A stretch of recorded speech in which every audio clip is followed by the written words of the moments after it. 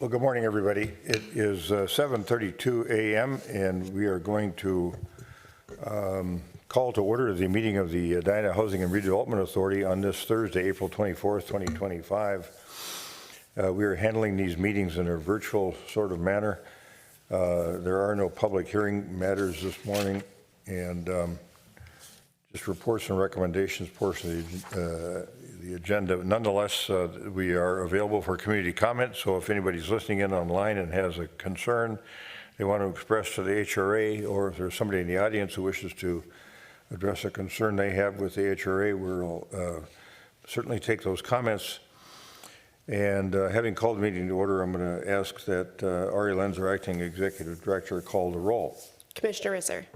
Here. Commissioner Jackson. Here. Commissioner Pierce. Here. Commissioner Agnew. Here. Chair Hovland. Here. Next is the Pledge of Allegiance. Pledge allegiance to the flag of the United States of America and to the republic for which it stands, one nation, under God, indivisible, with liberty and justice for all. Thank you. We've got a form of meeting agenda. It's been published both to the HRA members and the general public. Is there anyone on the HRA or from a staff level that wishes to modify the agenda in any form or fashion? All right. Is there a motion to adopt the meeting agenda as published? So moved. Second. Commissioner Jackson moves. Commissioner Agnew seconds the adoption of the meeting agenda for this Thursday, April 24th, 2025 meeting of the HRA. Any further discussion? All those in favor of adoption of the meeting agenda say aye. Aye. Aye. Opposed? Carried. Meeting agenda is adopted. Next, we are at community comment. We'll have the backroom folks put up the phone numbers for calling in. If anybody has anything they want to address with the HRA, those numbers are now on the screen, and then we'll turn to anybody in our audience who wishes to address the HRA on a matter of concern to them. Okay. Nobody in the audience coming forward and not hearing anything. I'm going to turn now to Brittany and see if we have anybody online. Mr. Chair, we do not currently have anyone online, but due to the delay in the broadcast, I do recommend that we wait 1 minute before proceeding. All right.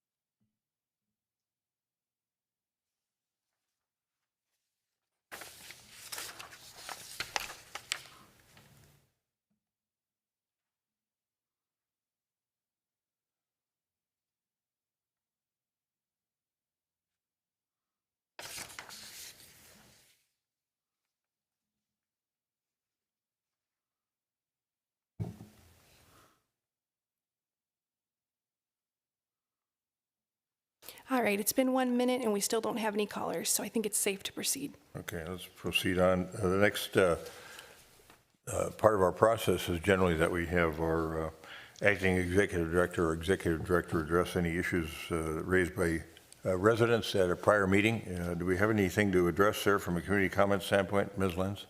We had no comment at the last meeting. All right, thank you. Moving on then to the consent agenda. There's only one thing on the consent agenda, that's the minutes. And we had minutes suggested for publication. We also had Member Risser make some modifications to those, or proposed modifications to those minutes. And I think we probably better have a quick discussion about whether we want to adopt the minutes as suggested by staff, prepared by staff, or whether we want to modify them in some form or fashion, either fully as suggested by Member Risser or some modification thereof. There's also a typographical error on page 2 that we need to fix regardless, and that was the increase in the loan period from 7 years to 15 years for the chamber repayment of the Spark loan. Thoughts from colleagues?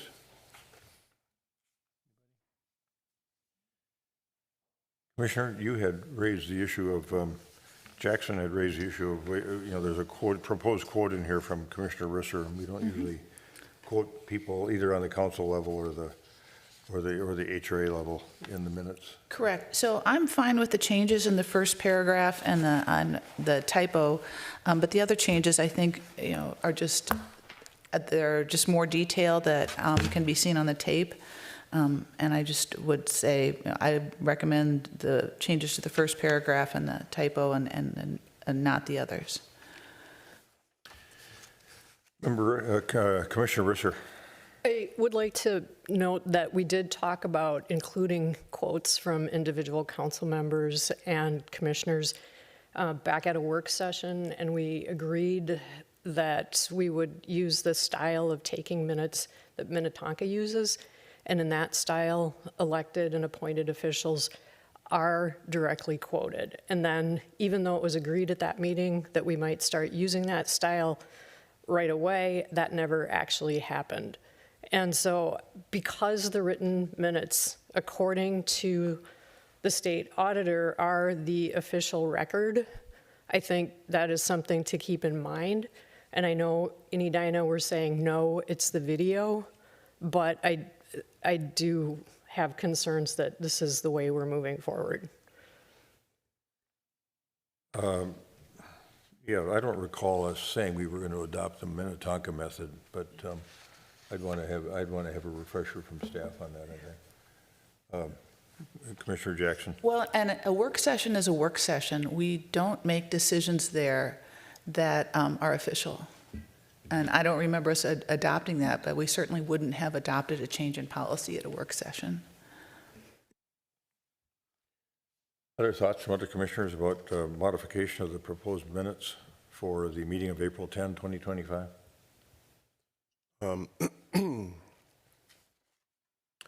My question, I guess, is how do we resolve it today? Is this something we need to take out and discuss again, or? At some point in time, we'd have to discuss it, so if we adopted Member Jackson's or Commissioner Jackson's idea of eliminating everything except the corrections in paragraph 7A, the first paragraph of 7A, and corrected the typo, that's going to come back to us anyway, or we could make that change right now and then adopt those minutes. What about? Or if we wanted to adopt Member Risser's or Commissioner Risser's notions, or just the original minutes as proposed by staff, without any of these additional edits or suggested changes. Yeah, I guess I don't have an issue with adding the more clarity. On the page 2 at the top, is that a quote as well? Is that from Ms. Loberg? Apparently. And so my concern on the quotes being in there, I would want to validate, or not validate, or confirm with Ms. Loberg that she's comfortable with that.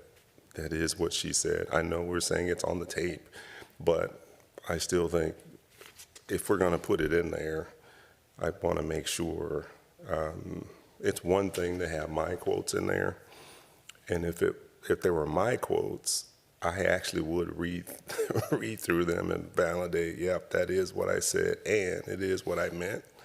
And so I think I would want to give the same courtesy to anyone else that we're referring to in here, which I think is why we're originally said we don't want to put quotes in there. That's one of the reasons. And then the only other comment I have on quotes, this is fairly benign to me, and so I am thinking more future. If there's something that is more contentious or controversial, I wouldn't want there to only be quotes in here from one council member, right? I'd want everybody's opinions expressed if we're going to do quotes. And I haven't gone back to listen to the tape to see if there's something I would want to have quoted either. And so the reason I asked the question, I think for this, we could probably figure out a way to move forward with it. That makes sense. but I think this will come up again. And so we have to figure out how we can bring it to a resolution and move on. Thank you for that, Commissioner. Commissioner Agnew? I also want us to finalize what our decision and our process is going to be. It's unfortunate that we don't have Manager Neal here because I feel like he was in some of those meetings and might be able to specify if there were any policy updates, but I do tend to concur, I would have expected that to come to a council meeting if we were going to be really changing things more broadly. I was absent from this particular meeting, so I'm going to kind of probably abstain from this particular minutes approval if we proceed with it today. But I do think, I agree with Commissioner Pierce of we need to make a decision on how we're going to do it, how it's going to change, and that should be reflected in everything that we do moving forward. Commissioner Risser? Perhaps for today, we table the minutes. I would like to say the original minutes, there were quotes from Shelley Loberg, and one said, we are not able to, she was quoted as saying, we are not able to use lodging tax funding for the repayment of the loan, but when you go back and you listen to it, it's, we are not able to directly use lodging tax funding. And so I think that's a significant detail there. But for the purposes of this meeting, it sounds like we really don't. Why don't we table this and come back to it at a future meeting, these minutes? Yeah, I mean, it seems to me if we table the minutes, it just get back to we just come back full circle to the same conversation, so it's fresh in our minds now. I like Commissioner Jackson's idea of the changes in the proposed changes in the first paragraph of 7A are factual. When we start getting into quoting anybody, whether it's a commissioner, a city council member, or somebody who testified regarding a matter, I think that's a slippery slope. And and then the typographical error is something that we needed to fix anyway. So for getting some minutes approved, at least in theory, I would adopt and join in Commissioner Jackson's idea of adopting the changes in paragraph 1 and nothing else other than making the typographical correction in the third paragraph, full paragraph, or I guess it's the second full paragraph of page 2, where it increases the period of time from 7 years to 15 years, not 25 years. So what are people's thoughts on that? Commissioner? I would also like to see the inclusion of the word directly in that first line on page 2. I would still not include the quotes because I think it was not meant to be necessarily a direct quote. But I do think that from what I understand of the conversation, having the phrase directly is meaningful in that context. Okay. So I'll make that motion. There's one change at the very end. You wanted to note on the number of people that occupy the board. Right, that seemed like that would make sense. No? No, go ahead. Mr. Chair, or Commissioner Pierce, to me, it's really not relevant to what we were talking about. It's an interesting fact, and when we're talking about Explore Edina, that'd be a good issue to raise, but it's on the tape, it's there, but I don't think it's relevant to the discussion about the Spark loan. Okay. Okay. Thank you. Commissioner Jackson, would you care to make a motion? Yes, so I move that we approve the minutes of the April 10th HRA meeting with change with, well, not, first I move that we amend the minutes to include the suggested language in the first paragraph of section 7A and changing the typo and adding directly to the comment of Shelley Loberg. So it says, are not able to directly use lodging tax funding. First line of page 2. the first line of page 2 in the proposed minutes, Except no other changes. and accept no other changes. There's second to that motion? Second. Commissioner Pierce seconds that motion as stated. Further discussion? Commissioner Risser? I think it is really important to note that there's only one member of this 12 board, because this board represents not just the chamber, but it also is the Explore Edina board. And so that's why I think it was relevant to the discussion. I think it's actually very key. So, but I'm just one vote, so. All right, other comments? We've got a motion and a second with respect to approval of amended minutes as recommended or moved by Commissioner Jackson, seconded by Commissioner Pierce. Any further discussion? All those in favor of adopting the minutes in an amended form as suggested by Commissioner Jackson and seconded by Commissioner Pierce, say aye. Aye. Aye. Opposed? Nay. Carried.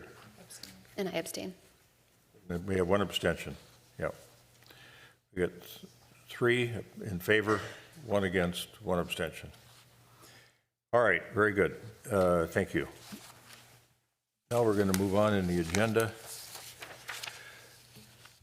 to, that was the only thing on the consent agenda incidentally, so that's the only matter we have to address there. Reports and recommendations portion of the agenda, and this is a matter that we weren't able to hear earlier at one of our prior meetings, and now we have our housing, affordable housing development manager, Stephanie Hawkinson, with us this morning to give us a affordable housing compliance report update. Welcome, Ms. Hawkinson.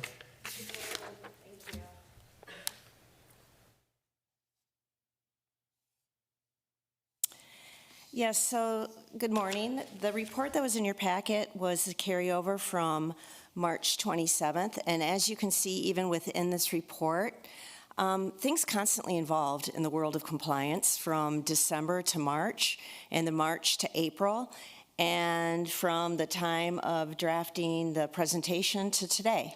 So, and I think that is really indicative about the world of compliance. It's not a snapshot in time. Residents don't all move in on the same day. They don't all renew their leases on the same day in all of the apartments, and property managers don't all come online at the same time. So it is a live, evolving, changing phenomenon. To ground us, why do we even do this? So the affordable housing and the affordable housing policy were created to provide housing in Edina that is affordable to low and moderate income households. So it's both on the rent side, that the rents are affordable, and it's serving the households that need the affordable apartments. So it's a two-pronged thing. Reason for compliance. It's to confirm and verify that the developments were to have affordable housing units, have them, and the units are serving the intended tenants, and that they are adhering to our policy. So we go and we meet with all the property managers to confirm and verify. I don't have the capacity to do that. The knowledge, the skills, the time. So we hire a third-party consultant. We have hired Affordable Housing Connections that has a depth and breadth of experience in doing this compliance work. They work in multiple cities. They work with multiple different types of funding sources. That's kind of what they do. So we brought them on a few years back to do our compliance reviews. So we have developments that have a variety of different rules and a lot of different regulations on what it means to be affordable and what our ability is to enforce it. So I just wanted to give a high level. So Aurora, Aria, and Millennium were all approved and came into being prior to even having a policy. The policy was being thought of. We were contemplating. It took a long time to get it into being. It was kind of a big step for the city. It took years to really formulate what was wanted. And so, as these projects were coming forward, they were being negotiated. And they agreed, yeah, okay, we'll include affordable units. But how, it was a learning process, and between a handshake, yeah, we're going to include them, to what that really meant. So with these 3 projects, the control mechanism with Aurora, it was basically a resolution, a line in the resolution saying that there will be 10 units that are affordable.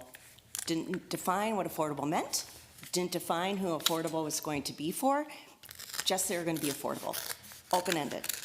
With ARIA, it was a SIPA. And the SIPA is, the land use approval, but once the building is built and occupied, the SIPA essentially, it talks a lot about how road closure is going to be, what's going to be built, but once it's built, the SIPA really doesn't have any teeth. It says that there's supposed to be a site improvement plan agreement. Yeah? I'm sorry. Sure. Could you define what a SIPA is, please? Site improvement plan agreement. So it's the site plan. It's the agreement for the site plan. In the Millennium, too, there was initially only the site plan approval that said that there needed to be affordable units. Nothing after the building was built, other than it was included in the site plan approval. However, they had a change of ownership. And when they changed ownership, we did record a declaration. We tightened it up, and they were willing. They were willing to allow us to tighten up and put a declaration on saying that these are going to be affordable into the future. So the developments that were approved post-policy were Avidor, Nolan Main, Solorian, and Maison Green. And remember, this is 2023's compliance report. Other projects have come online. We have the Finch, we have Eddy, we have,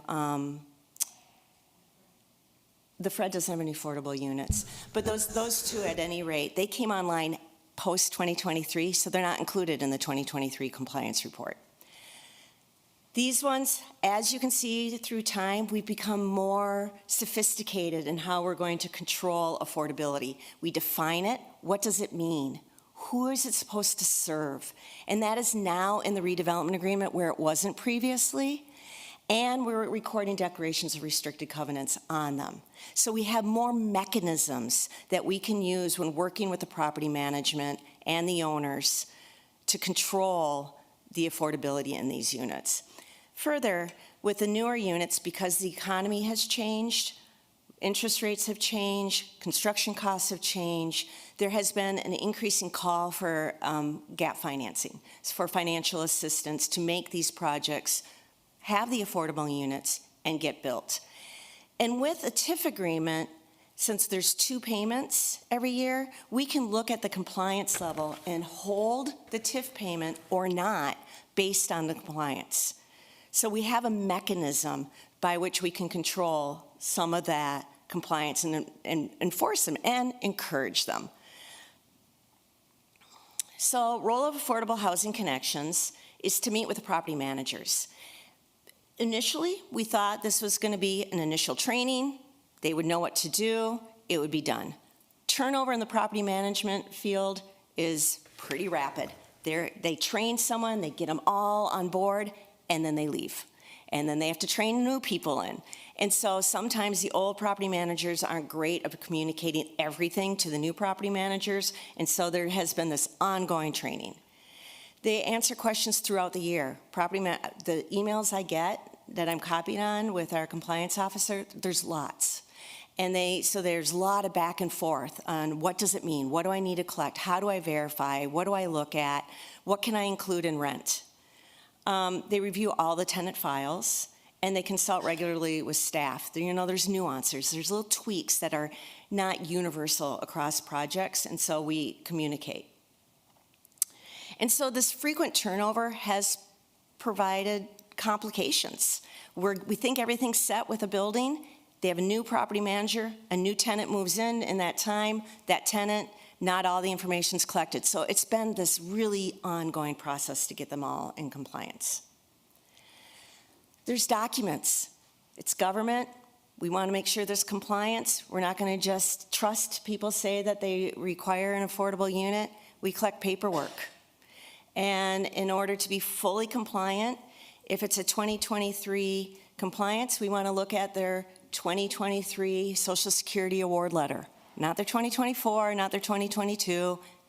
And so making sure everyone saves, tenants save all their paperwork is a little bit of a challenge too. But it's, so they need, all these forms need to be included in order to be fully compliant. All right, so in December, I reported that Aurora and Nolan Mains were the only ones that were fully compliant. That means 100% of their units had every piece of paperwork in, and on 100% of the units, we looked at their rent, the utilities, any excess fees, and made sure that they were within that cap. There are open deficiencies with Avador, Millennium, and the Lorient, and Aria and Maison Green were non-compliant. Open deficiencies mean maybe 16 out of 18 units were in compliance, but 2 were not. It may mean that on some of them in the lease, there was an administrative fee that bumped them above, and we needed to find out what that administrative fee and have confirmation that if a refund needed to go back to a tenant, that that refund was made. If it had not been made at the time the report was written, it was an open deficiency. So it was, you know, a lot of things caused these open deficiencies. Non-compliant meant that there was something more fundamental going on with making them so they're non-compliant. By end of last week, and yeah, not even including yesterday, compliance, so this is between reports even, between your written report and today, non-compliant is Aurora, Nolan Mains, the Lorient, Millennium, and Maison Green. So Maison Green and the Lorient moved from open deficiencies to compliant. They are now fully compliant. Avador is sufficient but imperfect. They had someone come up from Chicago to really try to help. There's some forms that didn't have a signature on them. I mean, so they're really essentially compliant. There are just tweaks that need to be made. We didn't want to put them in the compliant because there are something they need to work on as a building to make sure they have systems in place so it's not a problem, that they train their subsequent property managers so we don't have issues like we had in the past. So we're not putting them in the compliant column. And ARIA, I've talked about ARIA for 3 or 4 years now. They're not going to be compliant. They're not. They are compliant with the documents that we had in place at the time they were approved, but subsequent HRA boards have said that to be compliant, the rent cap has to include all the costs that are required to live in that building. So if rent is at the rent cap, but they also have to pay utilities on top of rent, it's really not affordable to a person at the affordable income. They said, you didn't require that of us when we closed this deal. We're not going to do that. So we can't, in good faith, say this is an affordable building, because it's not really. So they are compliant with the rules that they had at the time. They are not compliant with what we expect of them. So I'm going to take them off the list because it creates this non-compliance that will be forevermore. So this is the last time you're going to see ARIA. We're going to still check in with them every year just to let them know that we're here, to make sure that the rents don't go up beyond the level. But other than that, we know that they're not going to be compliant. And 3 years ago, I think it was said, the only form of recourse was the bully pulpit. So I had said that verbally, but that was something that was said to me by the HRA at the time, that was our form of recourse. So I have reasons for deficiencies that I've talked, and I have a picture of a lot of paperwork because I want to emphasize that there is a lot of paperwork involved with these files. So some were missing source documentation on income. They may have had their 2024 Social Security letter, but they didn't have their 2023 award letter. If they were compliant, we know from personal experience with parents that Social Security went up a little bit, but not a ton. If the 2024 levels would make them so they're affordable for 2023, it's very likely that the 2023 letter would also. There's some lack of clarity with some of the property managers on utilities paid by tenants. Some had administrative fees that bumped them over. We've talked with them. They're refunding the tenants. It bumped them over. So there are a variety of reasons for I do want to emphasize that no property manager or owner were blatantly disregarding the rules. They weren't saying, fine, we're not going to do it. They all were willingly working with us and wanting to be in compliant. They just didn't know everything that was required of them. So recourse for noncompliance. And I put the scale here because previously in early years, the philosophy was we want to work with them. The objective is to provide affordable apartments to people that need them. So let's work with every property manager to get to that goal. Let's work with them and continue working with them to make sure that that is our ultimate objective. We could become more punitive. We could say, these are the rules, you're not following them, and we're going to somehow ding you.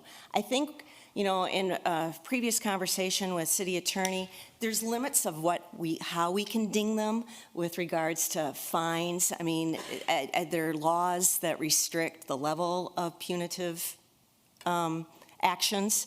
But I think previously the objective was to really try to make these affordable and to continue working collaboratively.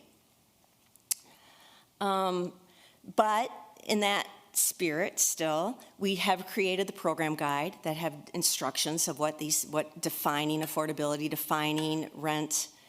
We have strengthened our redevelopment agreements. They used to be 5 pages, now they're 30. We have huge sections on affordable housing and what that means. We now have recorded declarations of restricted covenants. We even have them when they don't have money. If they get a PUD, we also record, even if there's no TIF, and that's what we did with the Eddy. We record, and so we've added those steps to make sure there's affordability that we did not have. Future considerations, we could theoretically tie this into a rental licensing, give a cutoff date. You're not in compliant, but again, compliance is retroactive. We're doing 2023 right now, it's 2025, so if they're not compliant in 2023, do we cut off their rental license in 2025 when they could be compliant in 2024? So, I think there are issues with tying it to the rental license. And we are working with Affordable Housing Connections. They're working with other cities on creating an online course. It's super time consuming.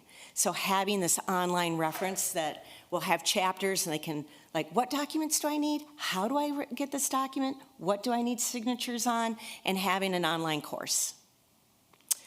I want to make a comment because I've heard it talked about this policy's not working.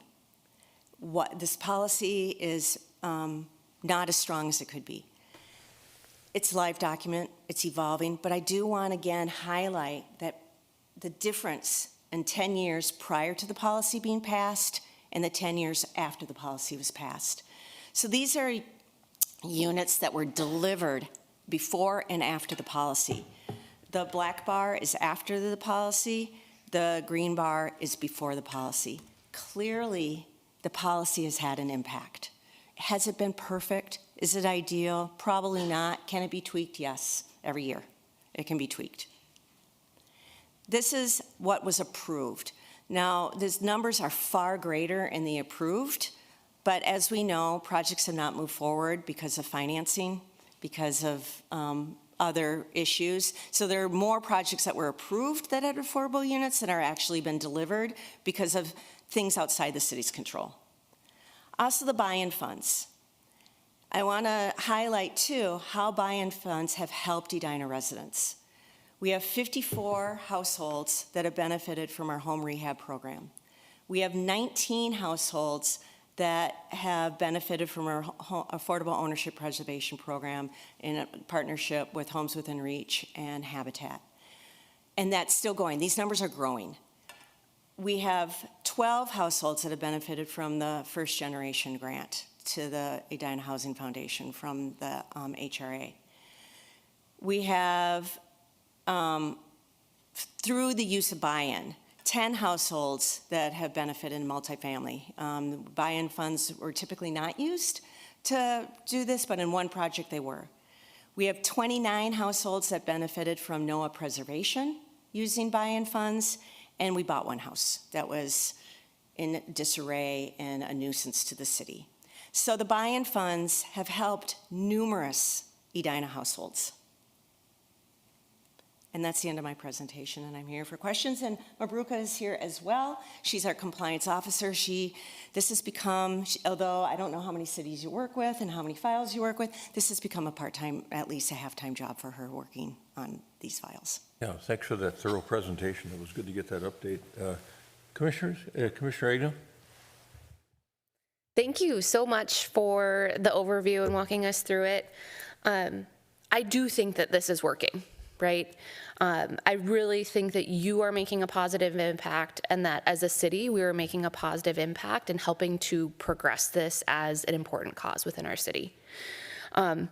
I also want to say, like, great work on moving the needle. I understand that there were new mechanisms that were added that gave us a little bit more teeth, gave us more progress, but even just seeing the December to the April, like, that's meaningful, and that's really, really great. So thank you for the work on that for both of you.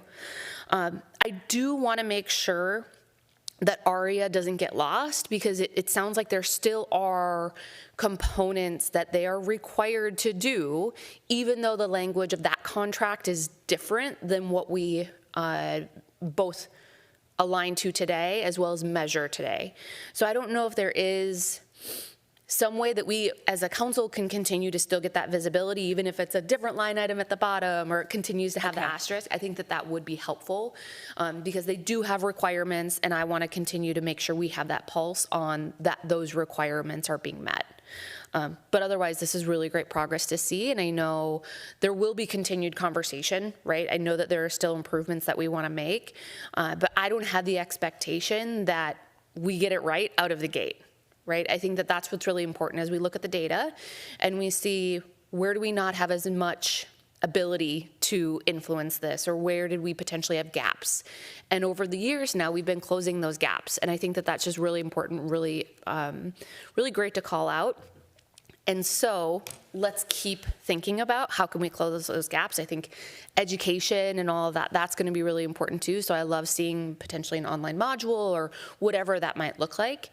But I'm seeing a lot of really great progress in the right direction. So thank you. Commissioner Jackson? Yes, so I want to thank you too. And this is great. And with AHC? Affordable Housing Connections, Yes, so AHC. thank you both for working so hard on this. This was a great presentation, a lot of information. And the big picture is, we want the policy to encourage the creation of affordable units so that we can serve families who need housing with a affordability component to it. So I think what we've been doing is working, and I wouldn't want to change it to be more punitive, because I think you attract more with honey than you do with stick. And I think that's also how we learn. So to Commissioner Agnew's point of continuous improvement, if we have friendly relationships with people, they will tell us, can we change this to this? This would work better. So I really like the collaborative and encouraging tact that we take. And one thing that popped out at me is, and I think excited to see that there's going to be an online training. I think that will be useful for people. I was in a meeting earlier this week where we were talking about some training guide that was 40 pages, and I'm like, no one's going to read 40 pages. And I know this is complicated, so this is the example. But can we have a summary page? So when we're looking at the program guide and the training, I want to make sure that we stick to our plain English model, so that everything is, you sit down, I've never done this before, I can understand what's there, and then also just always an eye to readability and usability. And I know that you would do that anyways, but it's a value that I want to promote. So thank you. Member Risser, Commissioner Risser. Thank you, and it's good to see that we're compliant, and I really appreciated your point that this is an evolving phenomenon. And so at this particular point, we have these units that are compliant. And I think what would be really helpful for me and for the public is to have a chart where it was indicated by complex how many months they've been compliant, how many years they've been compliant. So we don't just get this little snapshot in time today, but we can look at it since the opening of Maison Green. When did they start coming into compliance?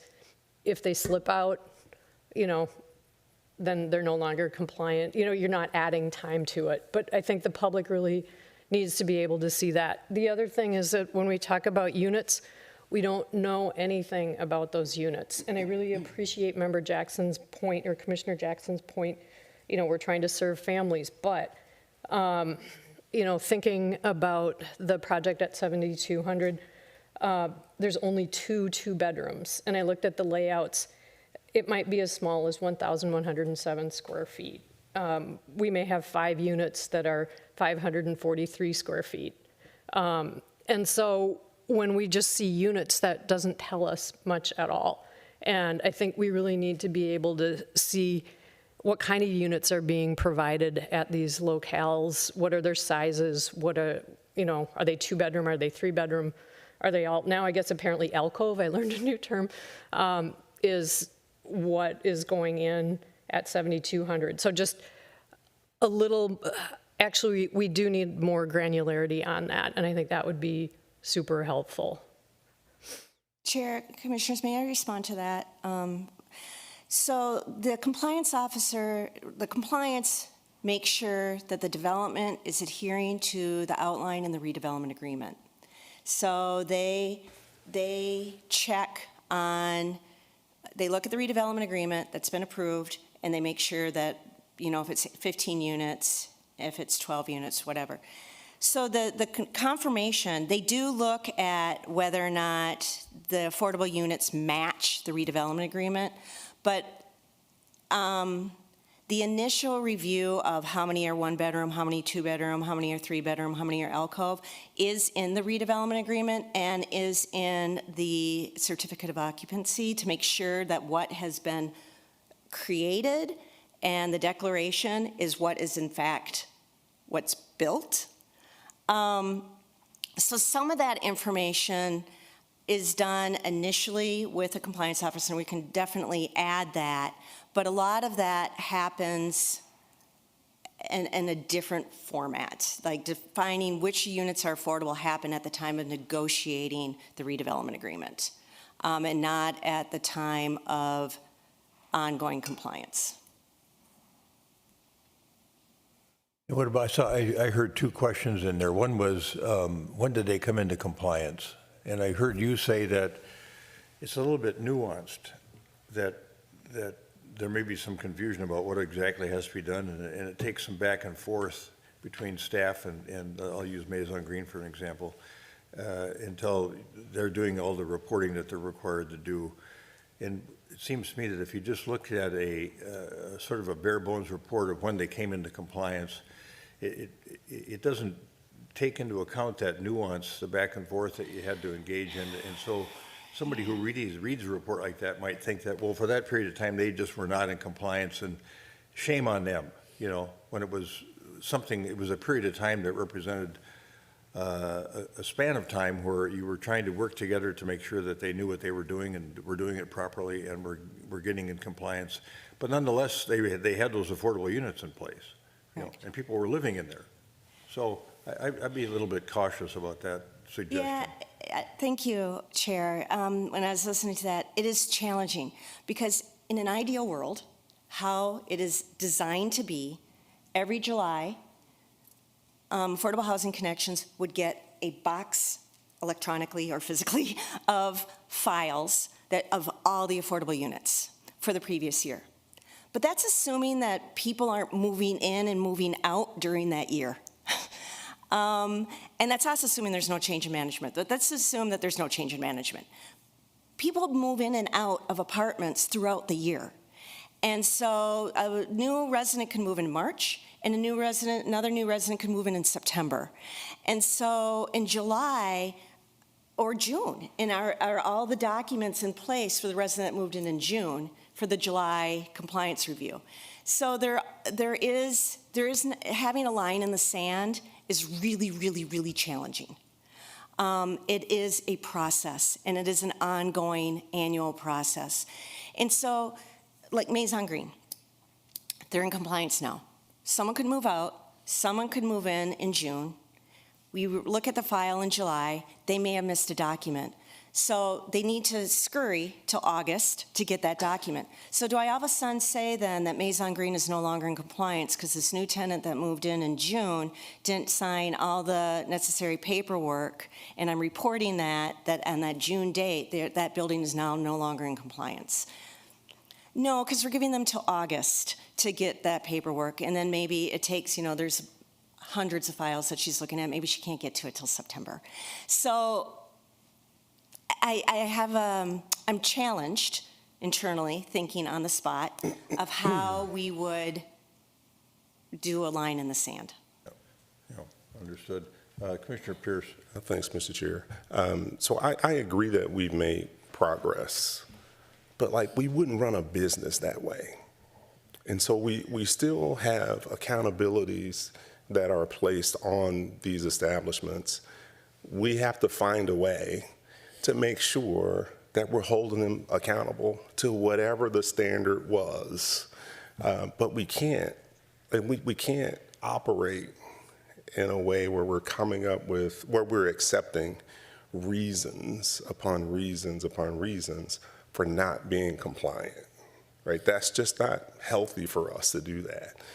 And so I think as you continue your work, we have to figure out a way that we're going to be clear about what you're accountable for, and based on whatever standard, right? So I'm not even challenging that, but we have to be clear about that.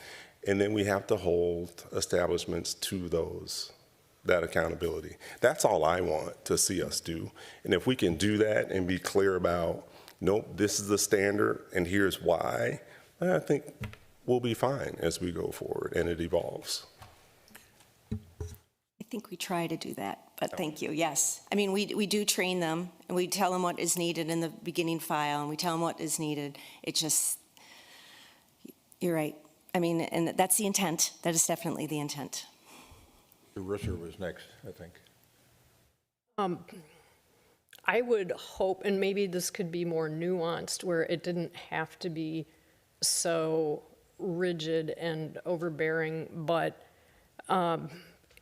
it just seems like, and you wouldn't need to say, you could have a chart somewhere where you had the type of units, the size of units, and somebody moves out, okay, it turns yellow, and then it turns green again, or something like that, but a way to track where we are and how our investment, because we are putting millions of dollars into these affordable units in multi-family buildings. And so, we can say, well, that's not something that is negotiated at the time, but we still need to be able to see what those units are. And I think that really helps us understand how are we moving toward being a city where we are affordable for families, if that is the goal. And so if what we're getting are units that are primarily one-bedroom units, that's something that needs to be visualized in a table. And so I think we can come up with a lot of reasons why it's really challenging, but I do think that's a data point that needs to be visualized and needs to be very accessible, especially for the public and for us as we are making decisions about, does it make sense to invest nearly $5 million in TIF? And what is the data that supports how viable this affordable housing investment is? So anyhow, thank you. Thank you. Commissioner Jackson. Yes, thank you, Mr. Chair. So what I'm thinking of is when Commissioner Pierce spoke, I thought about quality assurance in manufacturing.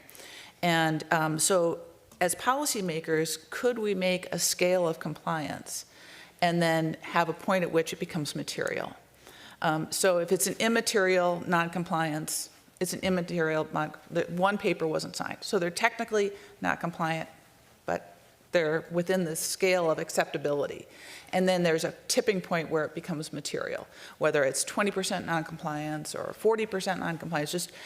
I don't know if there's anything in the industry that has something like that, but as policymakers, then we have this snapshot. It looks bad.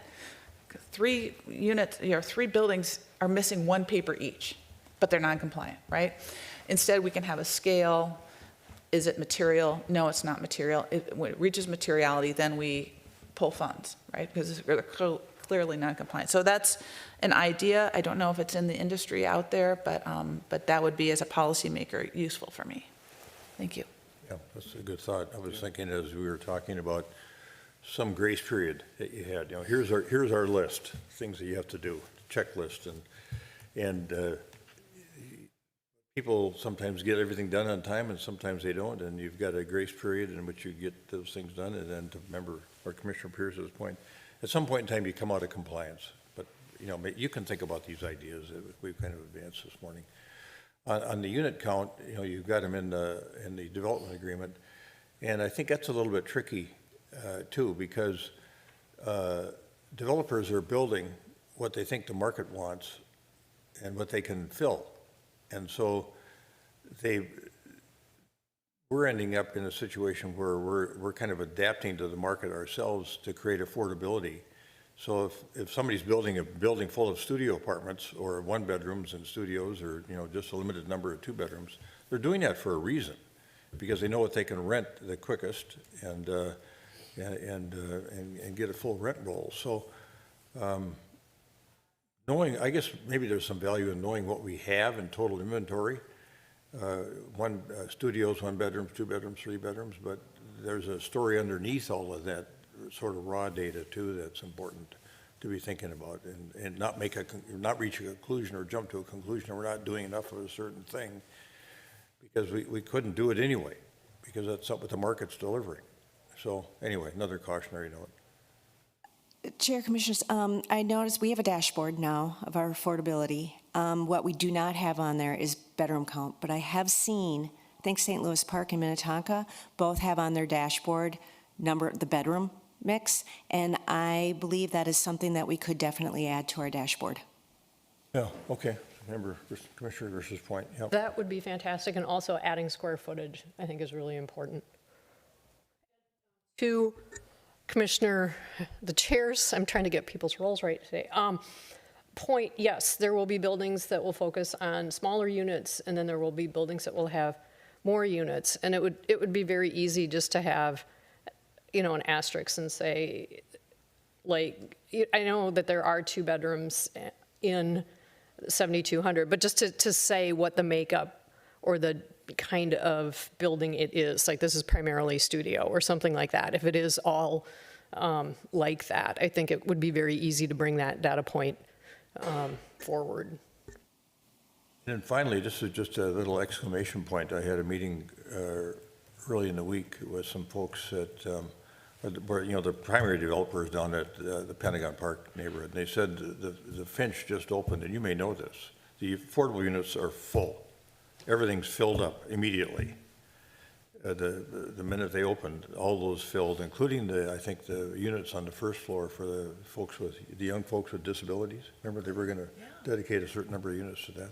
They're all full. So let's be mindful of the most important thing is that we got people in those affordable units, even if the reporting on them isn't always aligned. So that's the most important thing, that they got an affordable place to live. I'm a little bit concerned about the ARIA. We say they're out of compliance. They argued for years that they're in legal compliance. And so to call them out as being non-compliant when they're probably legally compliant, because we didn't know enough then when we were just starting out, because they were one of the first buildings built after we had a policy, that to say they're non-compliant with what we would like to see as opposed to what was legally required is, I think that's a little bit unfair to them. I think we assumed parking was going to be included too, underground parking, in addition to utilities, and they say no. This is the deal we struck. And I will take direction from you. A previous board directed me to call them non-compliant because the rents, when you added all the extra costs, made them not affordable. But that was the direction I was given at that time. If the direction has changed, I will do what you want me to do. Yeah, well, I mean, the truth of it is they've got units in there that they are renting it. They are are affordable. They're more affordable than market rate, but they're not affordable by definition. Correct. Yeah. So there's a group of people in that rental class too that are taking advantage of that. All right. So now we've got a hard stop at 1:45 for one of our colleagues here. So we got to keep moving as everybody's Thank you. comfortable. Thanks for that report. All right. And I don't know, Bill, what round we're on here with Public Works in terms of RFPs, but you've got the latest round of folks that have come in by the deadline. I think you didn't have that in the report, but you're going to give us a quick update today. Yes, exactly. So this is regarding the property that we own at 5146 Eden Avenue, the city's old public works site. As you recall, we issued a request for proposal back in early March. We talked about that for several months and kind of over a year here.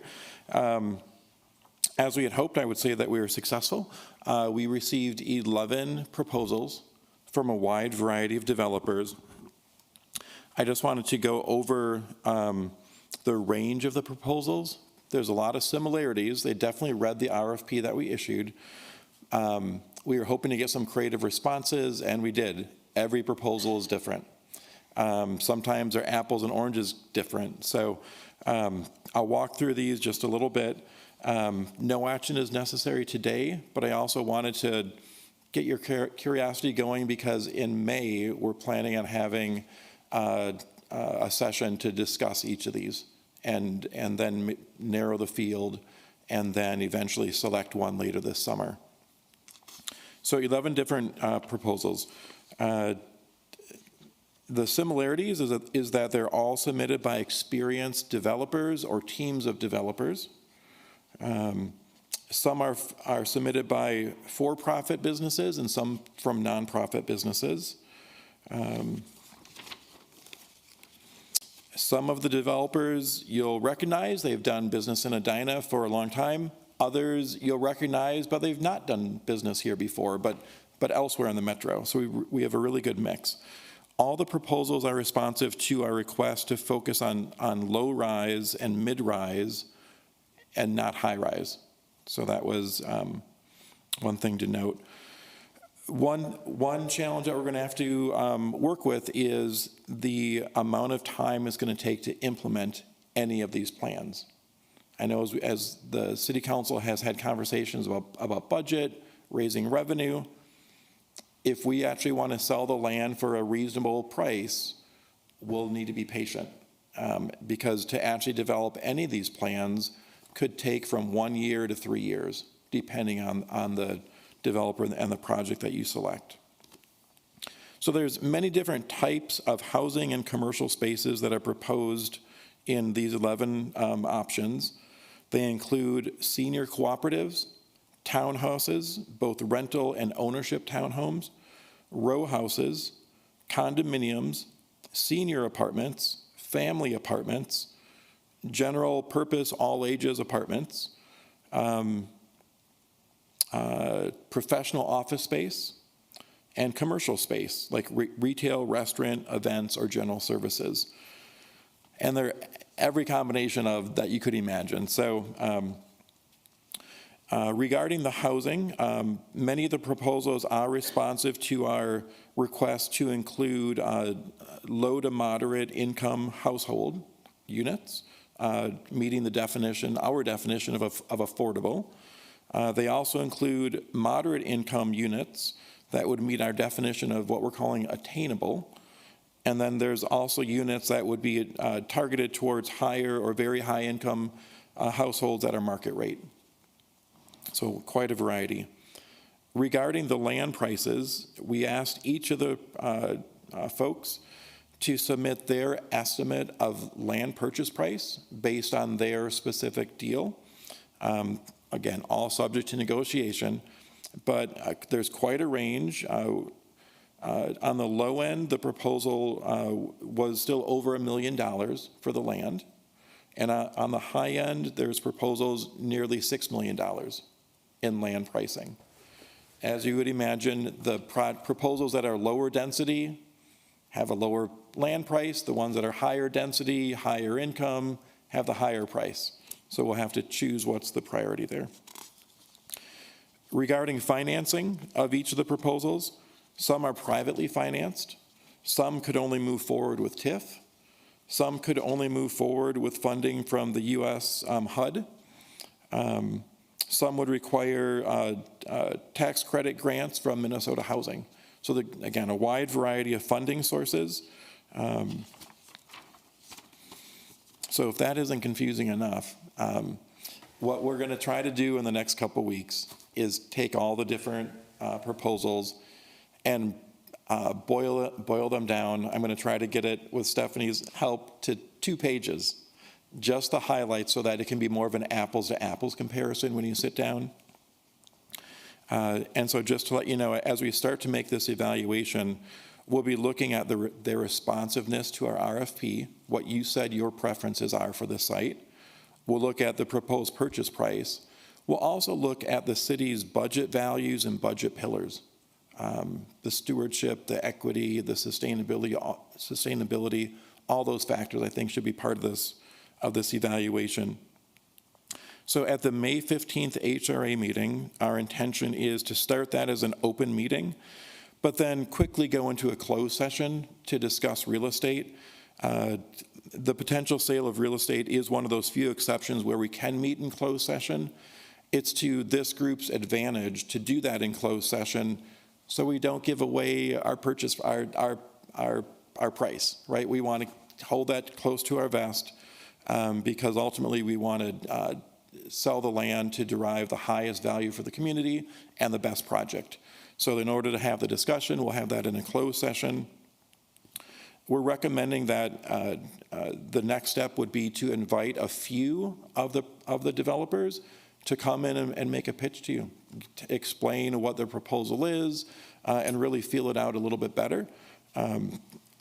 Likely we'd invite 3-4 people to make their pitch to us.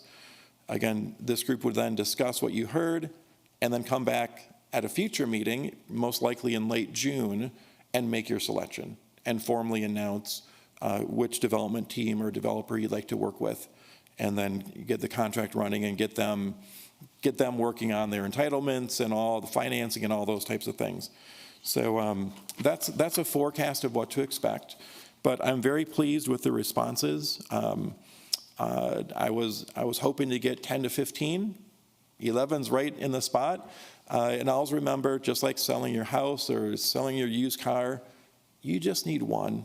You just need one good one. So we've got 11 good options. You can decide which are the better options for this community.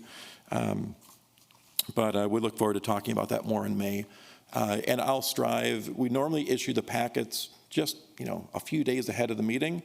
We'll try to get this information to you well in advance, so that you've got time to peruse it at your leisure. So, and that's my update for that. Yeah, good, great update. Yeah, questions? I just thought it was funny. You said there were 11, and we had 10 different types in here. So There might be 2. But this is good work. That's a good update. Good. Thanks. One more thing on the agenda this morning. I think we're going to make it out of here by the drop dead date. And that is a report out from Ari on the preparation for a future discussion about tax increment financing. And maybe Bill's going to handle that too. I don't know. Yes, I'll take this one as well. So again, briefly, but wanted to set the stage for another future meeting.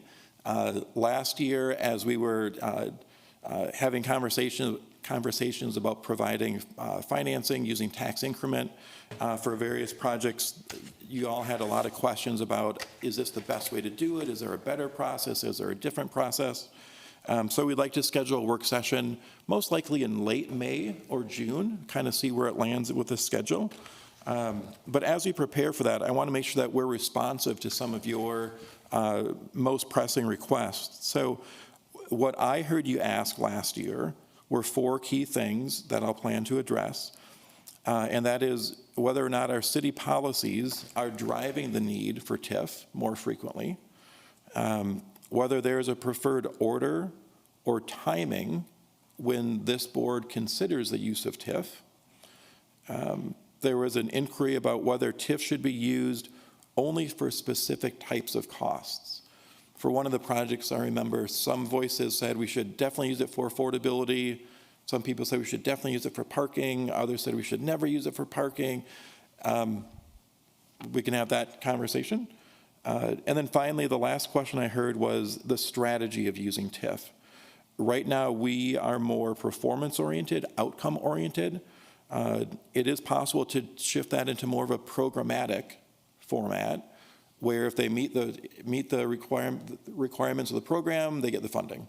It could be easier to implement, harder to develop the program that actually meets our needs. But those are the 4 topics that I've heard so far, and I just request, if there's other things that are topics of pressing interest that you want to talk about, just get that back to myself or Ari or Scott Neal, and we'll make sure that we address that and have that on the agenda. So again, we're looking to schedule that in either late May or June, depending on workload. Okay, very good. Any questions on that topic? All right. Anything for the good of the order? Ms. Lenz, anything for us from a staff standpoint we need to know about? I don't have anything. All right.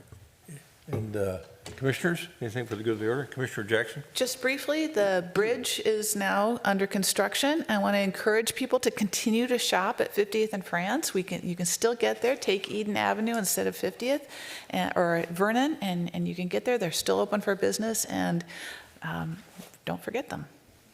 I'm hearing comments from people already that it's more well-managed than the last summer, and they feel like they can get on and off Highway 100, which is important. And then don't forget, folks, this afternoon is the clothing swap out at the backyard at Braemar Ice Arena. And I think it maybe starts around 2 o'clock or so. No charge for anything. You bring clothes if you want. Just come and find free clothes. But it's a place to bring some things that you maybe think that are good to be sharing with others, and or to look for some things for yourself or family members. So that's one good thing that's going on this week, along with some Earth Day activities. And Commissioner? I pulled it up because I was going to mention that one too. I'm excited about the clothing swap. It's 4 to 7 4 to tonight. 7. Okay, thanks for that. That's important to know. Anything else on the calendar there you want to mention? No. Okay, all right. Is there a motion to adjourn? So moved.